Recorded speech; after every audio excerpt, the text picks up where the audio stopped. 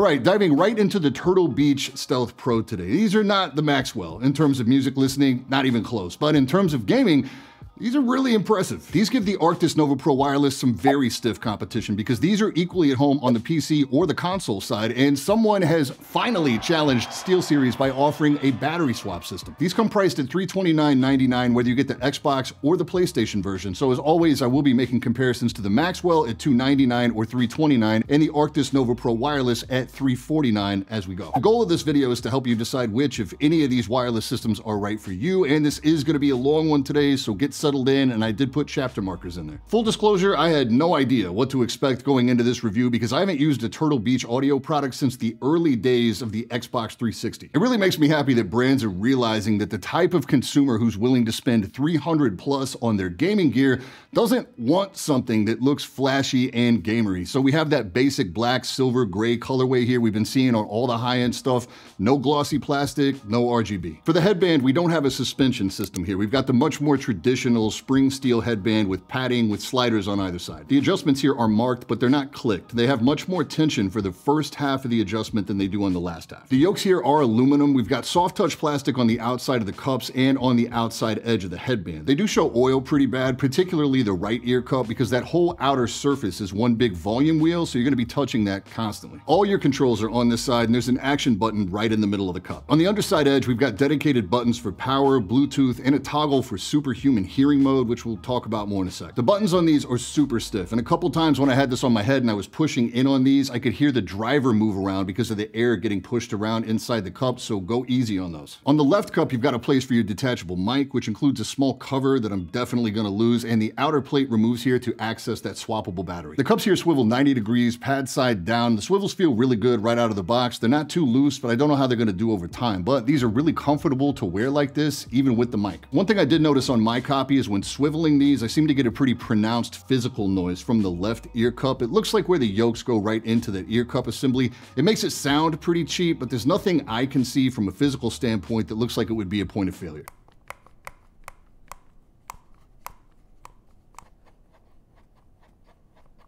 So in terms of how quality these feel in hand, I would put the Stealth Pro below the Maxwell, but above the Nova Pro Wireless, mostly due to the Nova Pro being optimized for lightweight, so it's very plastic. For weight, you can see how it stacks up against the other two, both with the mic attached and with the mic removed. Note that the mic on the Arctis is retractable, so it's permanently attached. These are a lot more comfortable than I anticipated after seeing the initial design. They work really well with glasses too. The only thing to note here is that I do wear these at their absolute max adjustment, so be aware of that if you have a particularly tall head or a lot of hair. Because we do have active noise canceling here, we've got pads designed to form a seal, not designed to breathe. So these are leatherette. The stock pads here are thicker and much more impressive than the Nova Pro Wireless. I would still put them a step below the stock pads on the Maxwell. Internal measurements are 45 by 60 millimeters oval, and we've got a depth of 25 millimeters. The outer edges of my ear do touch the edges of the pads, but my ear does not make contact with the driver. Also, because there's noise canceling here, we have the little internal mics inside the ear cup like we see in the Nova Pro, but they're a lot flatter to the driver frame. I have had people reach out to me about the Arctis Nova Pro Wireless. After these pads degrade after a while, they started to feel that pretty pronounced ANC nub inside there, but I can't imagine that's going to be a problem with the design on the Stealth Pro. For replacement, these ear pads just pop right off too. Really easy. There's also not nearly as much clamping force as I thought there would be here with the inclusion of ANC. I've worn these for 4 or 5 hour stretches, no problem at all. Really comfortable. The only note I would have is that my ears do get pretty warm after a while. So before we talk about the performance of the noise canceling, let's talk about this software, because this is where we start to see some major distance between the Stealth Pro and its competitors. So we get a desktop and a mobile app that are packed, I mean absolutely stuffed with features and adjustments. You can make your adjustments and it saves it to the onboard memory on the headset, so you don't have to have any software running full time. That means you get the same level of adjustment and performance whether you're on the PC side or the console side. The Arctis Nova Pro Wireless doesn't offer that. In my long-term testing, you really need the Sonar software running on the PC side to get the most out of them. Maxwell has the intention of being able to do this, but the software is buggy right now when it comes to customizing, and there's a lot of weird quirks in both the software and the Bluetooth handling, which you can check out in my full Maxwell review. And even if the software was fully functional right now on the Maxwell, it's still just not as feature rich. Like, there's no mic EQ here, and this would arguably benefit from that a great deal. The Stealth Pro, on the other hand, has a ton of adjustments, a ton of features, and it all works right now. So the active noise canceling on the Stealth Pro is pretty weird. You do get 10 levels of adjustments here, that's solid, but only the middle portion of those adjustments are really usable. The lowest and the highest 30% of that scale introduce very audible white noise. So the sweet spot on the scale here is really like 50% to 70%. I really like it right at that 7 mark, because anything over that, you start to introduce a lot more pressure and the weird white noise comes back. I have to say too that without the ANC, there's no background hiss or any kind of wireless transmission noise at all. These have a really solid background, unless of course you've got side tone on, which you can hear the outside around you, but that's pretty standard. Seeing as how the Maxwell doesn't have ANC at all, it really comes down to the Stealth Pro and the Nova Pro Wireless. And for me, I gotta give it to the Arctis. There's no adjustments here, but it also doesn't introduce anything weird. It just works, and it performs better than the Stealth Pro. So the mic here on the Stealth Pro is completely detachable. Once it plugs in, it uses the flip system, so up is muted and down is ready to go. The mute is actually indicated on the base station, where green is live on the Xbox version, and the red ring means it's muted. You are hearing the boom mic on the Stealth Pro, and there's a couple things I really like about this mic system. The first is the mobile app, which I've got connected here via Bluetooth. In here, I can do a mic mute, I can adjust the sensitivity, the noise gate, I can adjust the side tone or mic monitoring, all without having to back out of my game. The second is a full suite of mic EQ modes as well. You can go in here and do a full custom parametric EQ and save those custom settings, but there's 4 EQ presets in here that pretty much get the job done. This is full, you've been hearing this entire time. It's probably my favorite one of the bunch, and what this does is brings back some of the bass in your voice that sometimes gaming headset mics can have a hard time capturing. You also have clarity, which is just a boost to the high end. This is supposed to allow your voice to help cut through some of the other noise for your teammates. This to me is how most gaming headset mics sound. And you have smooth, which basically just smooths out the top end of your voice. Just record a few samples and pick whichever one makes your voice sound best to you.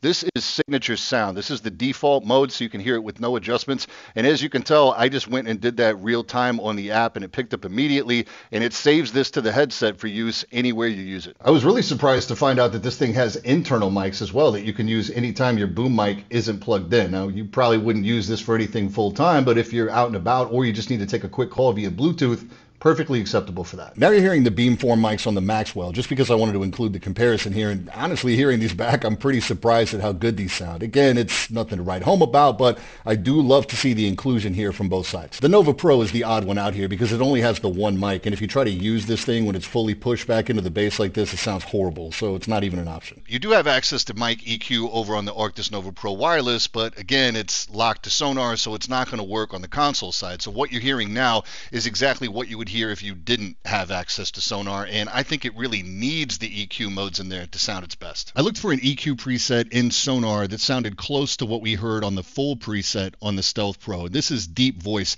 This to me sounds better and less processed than their other option, which is broadcast low voice. I think it sounds great. If you're on the PC side, awesome, but it's a shame that it's not going to be able to save to the headset for use everywhere. Overall, the Maxwell just is what it is. You don't get any EQ control here at all, and I really wish you did, because sometimes this mic can sound a little warm or a little stuffy for me, but I guess I do owe Audeze a bit of an apology. If I put this mic where I would normally put a headset mic, then it gets really stuffy, really boomy. You start to get a lot of breath artifacts in there. You can hear the capsule overloading in certain points. So what you want to do with this is just pull this slightly further away than you normally would. You still get really good levels, but it sounds a lot more natural. You're not really introducing a lot of room reflection, and you're not getting any of the negatives that come with it being a lot closer to your mouth. Remember that we do get that pretty crazy background AI noise rejection algo that's baked into this headset. So whether you use it on the PC or the console, it's still going to work. This is a pretty loud keyboard, and I'm holding this pretty close to the mic, and I would be willing to bet it's doing a fairly decent job of backing some of this noise out. You are hearing this on the lowest level because to me the vocal sounds better. It still does increase the gain on your mic, and it increases the compression as well. Over on the Arctis side, you do have an option for the AI background noise rejection, but the problem there again is that it is tied to sonar, so it's going to be on the PC only. Back over on the Stealth Pro, you don't get any kind of crazy like AI background noise rejection algos or anything like that. Instead, you get a simple adjustable noise gate. You're hearing this at like a 70% right now. What this does is it doesn't allow quiet sounds to hit your mic, but it does allow loud sounds like your voice to go through, so you're just not going to get the same degree of background noise rejection over here. So while some people will still give the gold medal to like the Corsair Virtuoso XT or the HS80, of these three wireless systems, it's kind of a toss-up. It really just depends on which sounds good to you, which features are important to you, and where and how you're planning on using your headset. Bluetooth is simultaneous here. That means you can listen to something coming in on the Bluetooth channel at the same time as your main wireless source. The Arctis does this as well. The The Maxwell does not. Here are the versions and supported codecs for each of these. You can see that we only have SBC support here via Bluetooth 5.1, similar over on the Arctis where we've got SBC with Bluetooth 5.0. The Maxwell being the standout here with Bluetooth 5.3 and some serious codec support, but again, remember that you can't run your wireless simultaneously with your Bluetooth on the Maxwell. So these batteries are rated at 12 hours apiece, and that's about what I get if I'm gaming. I have Bluetooth connected, but not actually playing anything or taking a call, and I have the ANC at between that 5 to 7 mark. If you run with the ANC off or the Bluetooth off or both, you can coax a couple more hours out of these before you have to swap. It's exciting because they're the first to actually challenge the excellent battery system on the Nova Pro Wireless, but it's still not quite there. Each battery on the Nova Pro will go for about 20 hours with wireless and Bluetooth and over 30 hours with Bluetooth off. But the big thing with the Arctis is that it is a hot swap system. That means you can take your battery out, and as long as you get the fresh one back in there in under 8 seconds, you're not going to disconnect and you're not going to lose power to your headset.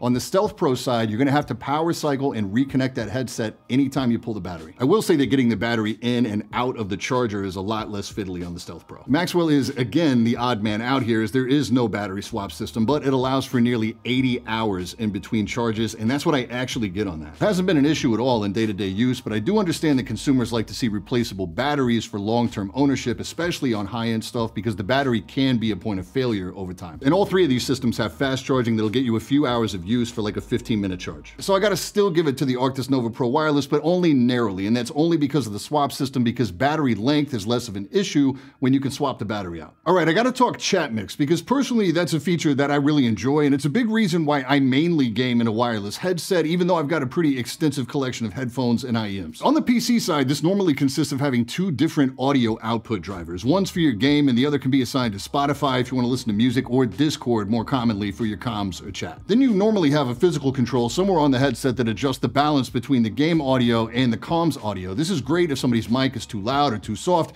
and you don't want to back out of the game to make adjustments. The Stealth Pro, being more of a console-first device, doesn't do this. Despite the high price point, there is no secondary comms driver on the PC side. The chat mix it does have is exclusively for Xbox, and even then, there's no dedicated control anywhere on the headset. Instead, you get to hold an action button for a few seconds, and that's going to temporarily assign the volume wheel to act as the chat mix, and then it reverts back after a couple more seconds. If you are on the Xbox, it's nice to have this functionality, but I found it way easier to just put the app up via Bluetooth on my phone and make the adjustments right there, and even easier still to just reassign the action button to chat boost. Over on the PC side though, this exclusion does bother me. The Maxwell does this right out of the box, just plug and play. It doesn't need any additional software. The Nova Pro Wireless requires that you have SteelSeries free Sonar software installed, and then it makes use of virtual drivers. You can actually use Sonar to add this functionality to the Stealth Pro, but you're still not going to have a dedicated hardware control for it. And while there is no hotkey assignable for the Sonar chat mix slider itself, you can assign keyboard hotkeys to adjust the secondary driver volume up or down in the mixer, and it works in game. This little pro tip effectively adds chat mix functionality to any audio device that you're using on the PC. For wireless performance, I didn't have any issues with range or connectivity or dropouts, etc. with the Stealth Pro. I know a few of you like a little more specifics than that, so I was actually able to get up from this desk, go out into the hallway. All in, I made it about 17 paces or about 42 feet before it started to break up. That was through walls, doors, HVAC systems, appliances, other wireless signals, etc. That's pretty solid, but the Arctis Pro got 27 paces or over 67 feet in the same test, same conditions, and the Maxwell got 30 paces or 75 feet before it started to break up. It's also really important to mention that you cannot operate these in a wired mode. There is no 3.5mm jack here, and the USB-C port that is here is meant to deliver charging, not audio, so this is the only one of the bunch that's exclusively wireless. As far as audio performance for music, I'm gonna keep it kind of light here because you can EQ these things to sound pretty much however you want to. Granted, tuning and EQ doesn't tell the whole story. If that were the case, you could take a $20 headphone and EQ it to sound exactly like a $2,000 headphone,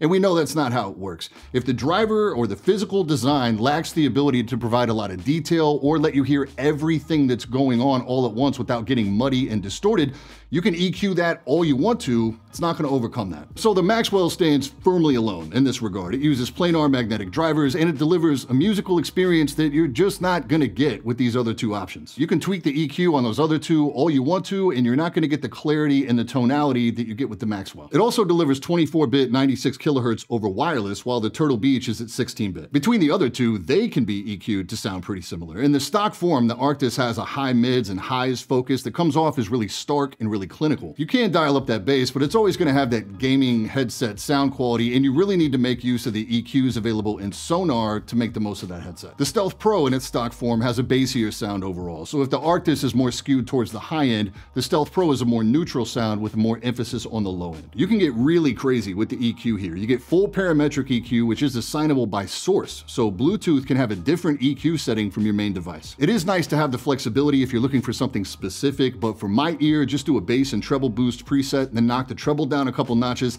That's gonna get you a pretty pop music EQ that's gonna work well across a lot of different music. So for music, for me, it's the Maxwell, the Stealth Pro, and then the Arctis. When it comes to gaming, the Stealth Pro really made me rethink what I've been accepting as adequate imaging in a game. Imaging, as it pertains to gaming, is the ability of a headphone to give you a clear, directional indication of an enemy. And I rarely say stuff like this about a gaming audio product, but the Stealth Pro, for me, feels like a cheat code. Something happened the very first time I tested these in Modern Warfare 2. An enemy behind me and somewhere to the left got a couple shots off. He missed one. I heard him, and without thinking, I flicked to exactly where I thought he would be, and I was dead on him. This continued to happen a lot, especially if you know the map well, like you know the common lanes, the choke points, the hiding spots, or the sounds various floor textures make.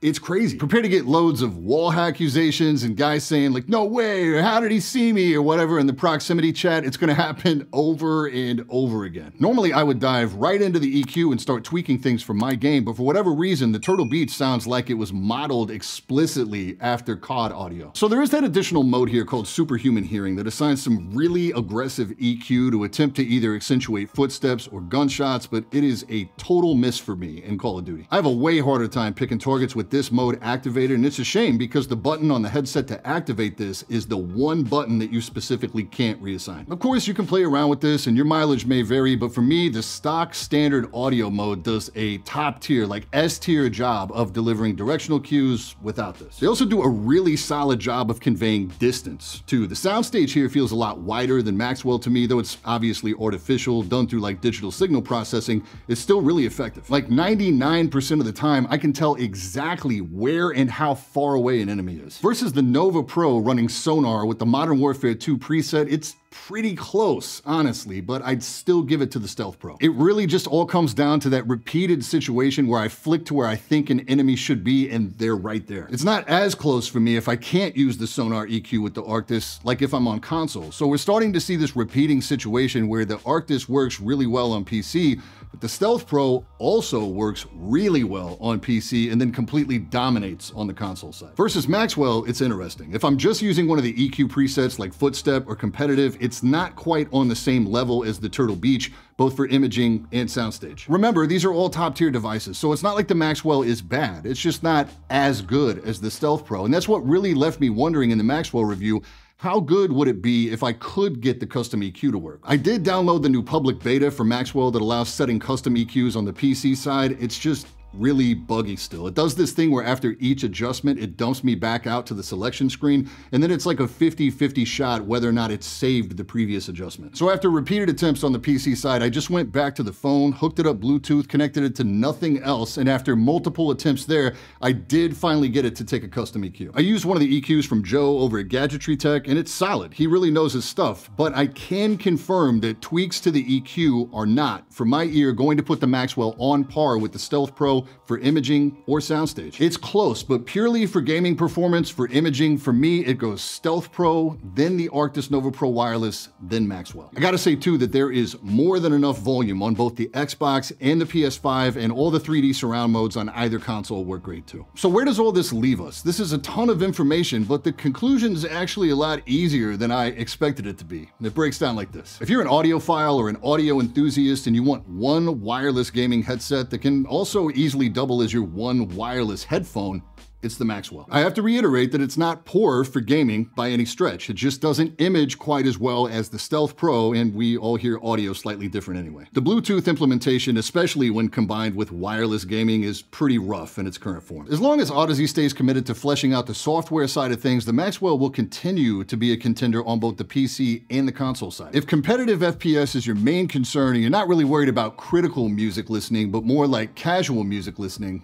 It's the Stealth Pro. It's one of the few gaming headsets or even headphones, wireless or not, that has really given me that cheat code feeling, especially if you're on console. The flexibility of the software is unmatched, and Turtle Beach has been working on that software for a few gens now, so it's really polished and it performs really well. The Arctis simply can't touch it on the console side. Over on the PC side, there's still very few areas where the Arctis comes out objectively on top. Weight, chat mix functionality, and the effectiveness of the noise canceling. There's also the I/O flexibility. You can run it wired, you can have multiple sources going to the base station at one time, and it has the extra line in and line out for routing to a Go XLR that you're not gonna find anywhere else. Hopefully all that info helps you pick the one that's right for you. Now, if I wasn't a spoiled YouTuber and I could only pick one of these, it would come down to the Stealth Pro or the Maxwell, and it wouldn't be an easy decision. Maxwell would probably take it because in addition to competitive FPS, I play a lot of single player stuff, I play a lot of PS5, and I listen to a lot of music. And selfishly, I care way more about how my audio sounds to me than I care about how my mic sounds to other people. But if you're dead serious about competitive FPS, that's your main focus, and you really want something that can give you an edge in game, the Stealth Pro is a beast. If you got some value out of this video today, please hit that like button for me or leave me a comment for the algo. Not sure if you've noticed, but I'm not running a lot of ads on my videos these days, so any little bit helps. If you want to join the private Discord, that's where you can ask about any specific gear recommendations or just hang out with some cool, knowledgeable people that are into the kind of thing you are. I will link that Discord down in the description. That's it for today. I will catch you all in the next one. Stay up.